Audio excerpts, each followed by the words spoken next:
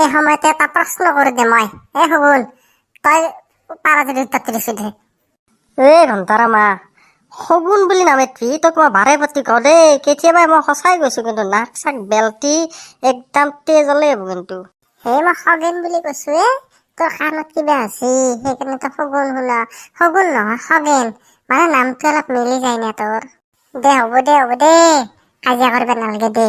কি প্ৰশ্ন কৰা কছো? মোৰ প্ৰশ্নটো হল, এই যি ট্ৰেইন ষ্টেচন, ৰেল ষ্টেচন ধৰি লৈছো।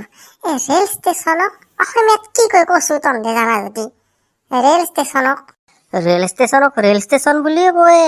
ৰেল ষ্টেচন য'ত ৰখে। নহয়, ৰেলটো ইংলিছ হেন পালে দেখো, ৰেল বানানটো। আৰু ষ্টেচনটো ইংলিছ হেন পালে দেখো। কিবা বেলেগ হ'ব হয় দে, অসমীয়াত কিবা বেলেগ হ'ব। ভাব দে।